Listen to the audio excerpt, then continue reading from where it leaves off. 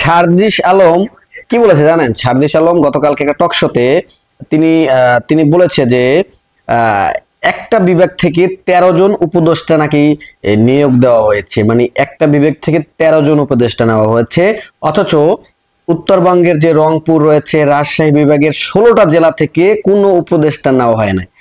তার উপর খুনি হাসিনার তেলবাজরাও উপদেষ্টা হচ্ছে। এরকম একটা ছোট্ট একটা স্ট্যাটাস তিনি তার যে পেজ রয়েছে ফেসবুকে, নিজের ভেরিফাইড পেজ, সেখানে তিনি এটা বলেছে।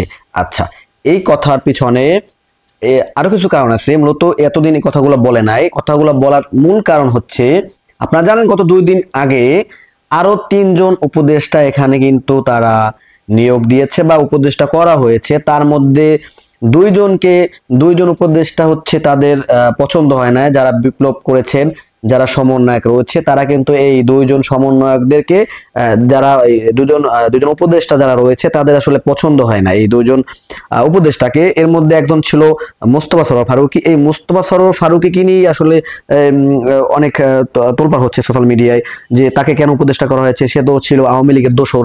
এরকম ভাবে এটা নিয়ে আবার আন্দোলনও হয়েছে। আপনারা জানেন যে জাহাঙ্গীরনগর বিশ্ববিদ্যালয়ে কিন্তু এটা নিয়ে অনেক আন্দোলন হয়েছে এবং সেখানে কিন্তু আলটিমেটাম দেওয়া হয়েছে। সেখানে যে সমন্বয়ক ছিল, যে বা উপদেষ্টা দায়িত্বে যে ছিল আপনার যে আসিফ, সেখানে গিয়েছিল নাহিদ নাহিদ গিয়েছিল।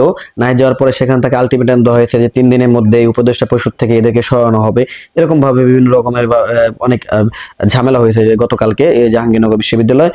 এটা ছিল গতকালকের সর্বশেষ পরিস্থিতি। এরপর আর এই উপদেষ্টাদের নিয়ে আর তেমন কোনো কথা হয় নাই। মোস্তফা সরোয়ার ফারুকীর বিরুদ্ধে আসলে দেখতেছি যে এখন সবাই এত জোরালোভাবে আন্দোলন করতেছে, সোশ্যাল মিডিয়ায় লেখালেখি করতেছে।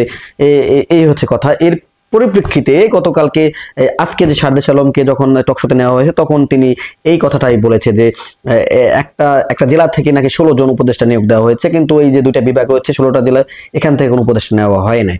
এই ছিল আজকের সর্বশেষ পরিস্থিতি। সর্বশেষ পরিস্থিতি দেখার জন্য, সর্বশেষ পরিস্থিতির খবর জানার জন্য অবশ্যই চ্যানেলটি সাবস্ক্রাইব করে দিবেন।